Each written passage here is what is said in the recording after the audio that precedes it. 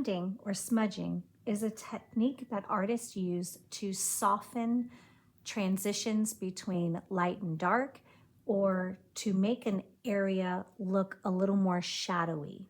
It is always done with a tool called a blending stump or a tortillon. To create a smudging or a blending effect, you can use your pencil or a drawing pencil and hold it on its side. This way you're going to get a softer line to start with. So I'm just going to push a little bit on the edge of my pencil and fill in the area that I would like to blend or smudge. I'm not pressing very hard because that will create hard lines that are more difficult to blend or smudge out. Then using my blending stump in the same manner, holding it on its side, I'm just going to rub over the pencil lead and spread it out. And you can see how it's getting nice and soft. I'm going to stretch it all the way up to the edge where I want it to touch. And just rub it gently over the lead. Now, if it's not dark enough for what I want in my picture, I'm just going to add a little bit more on top of it. Again, I'm not pressing very hard. I'm just going to add a little more lead to it. And then I'm going to use my blending stump again and smooth it out. And you can see how the shading has changed. Hatching is a technique that artists use to create texture in their shading or shadowy areas. And it's done by creating individual lines all moving in the same direction, typically vertical. So we're just going to add some lines into this area. And this helps us create depth, it helps us create form. It's used for a lot of different things. But to create a darker area, it's all about how many lines you can fit into the space that you want to be dark. So if I want this area to be dark, I'm just going to add some more lines. And you can see how it's already getting darker. Now, I'm not scribbling to color it in because all of these lines are attached to each other.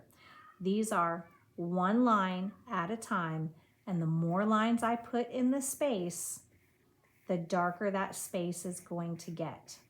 This is really helpful for creating, like I said, texture, but it's also great for hair and fur.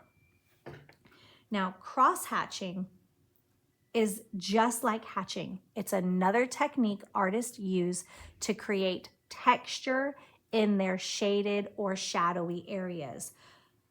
We're going to start the same way with hatching, individual lines, filling in the area, and then we're just going to cross over them. I'm not pressing on my pencil. I don't want dark, heavy lines that punch through the paper. If I want it darker, I'm going to cross over it in the opposite direction. And you can see that this box is getting darker each time I do it. Now, if I want just an area to be darker, then I'm just going to add more lines in that one area. Again, making sure that each line is done individually so that you can see the pattern. Scumbling is a really fun technique. It's very similar to scribbling, except you're controlling it. So this would be when an artist needed texture that maybe is a little more circular and not quite so rigid as the hatching and cross hatching. So it might start out like little circles. Or you might want to stretch your lines out a little bit.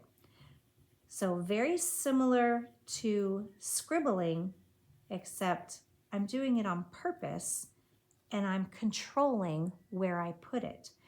Just like hatching and cross-hatching, you achieve darkness by adding more lines to a space and not pressing harder on your pencil. So I'm going to add some more lines down here, and I'm just going to layer them. You should be able to see your pattern when you scumble, and that's going to create a lot of nice texture. This is really good if you want to add texture to trees or bushes, maybe even curly hair or curly fur on an animal.